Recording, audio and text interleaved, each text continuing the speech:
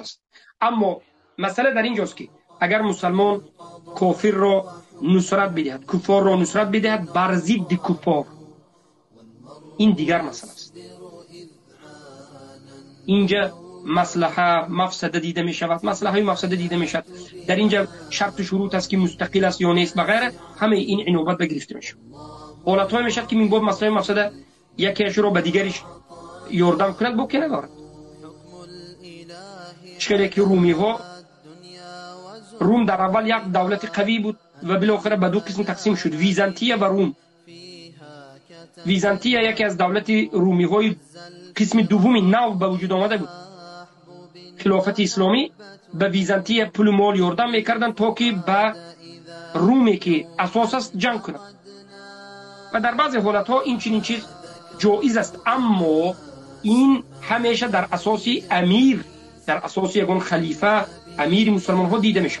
هر یک مسلمان از پیش خودش این قرار نمیبرد. از همین جهت که امروز مسلمان ها در اساس یگان امیر ندارند و یا هیچ کس به اطاعت نمی کنند و هر کس به منفعت شکم خودش کار میکند، امروز میبینید جنگ بین دو کفار شده ایستاده باشد، از این طرف هم از اون طرف هم مسلمان ها را میزنند. اینجا زرخرید شدن است. زرخرید شدن این در مسئله دیگر است. این مسئله دیگر است. این باز طاغوت پرستی به خاطر دنیا جنگ کرده مرده است.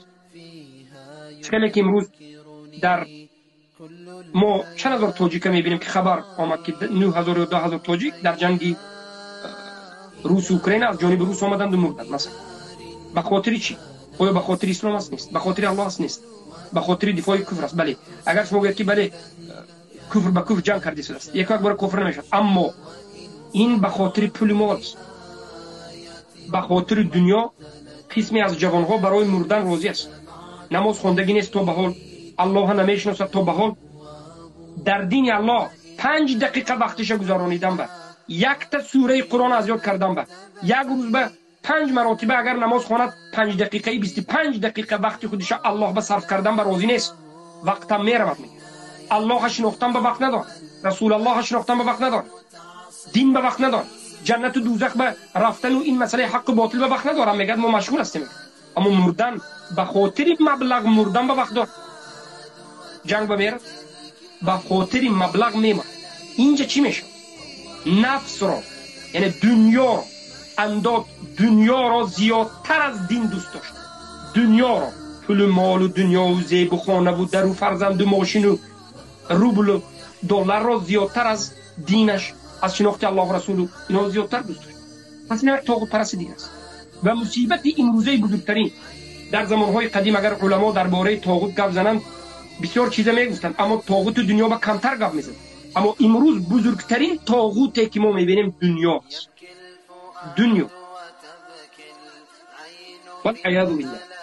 به خاطر دنیا شده عادتا انسان ها به همین کفر ها میرن، نصرت دادن کفار مشرکین بر ضد مسلمین، حتی ضد مسلمان ها به کشتن بمیرن. لشکری کافر میشن، برای چی میگن هر ماه ما به فلان هزاری پول میدهد، میرن مسلمان کشی میکنن. والعیاذ بالله. این همه شکننده اسلام است. این شکننده اسلام است. آدم کفر میکنه.